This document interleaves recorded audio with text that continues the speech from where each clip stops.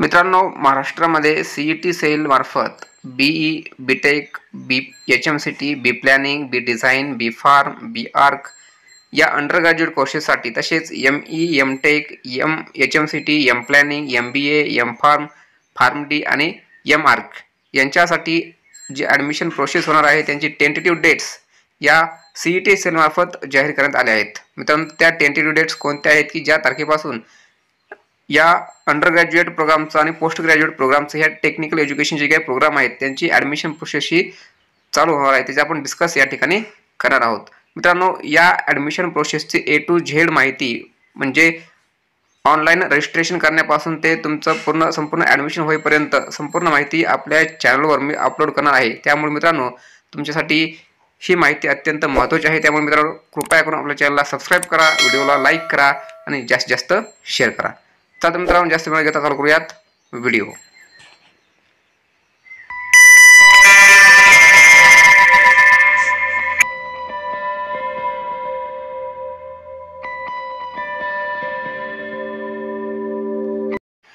बघा मित्रांनो, या ठिकाणी MCAची जी ॲडमिशन डेट आहे ती 6 जुलै 2024 ही ऑलरेडी या ठिकाणी ॲडमिशन प्रोसेस ही चालू झालेली आहे.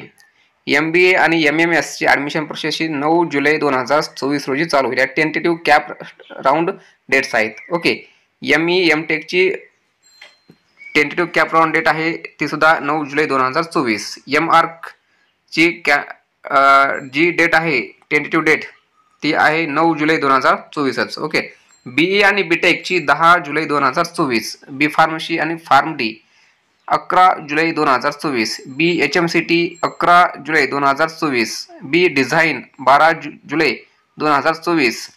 यानंतर एम फार्मची डेट आहे 13 जुलै 2024.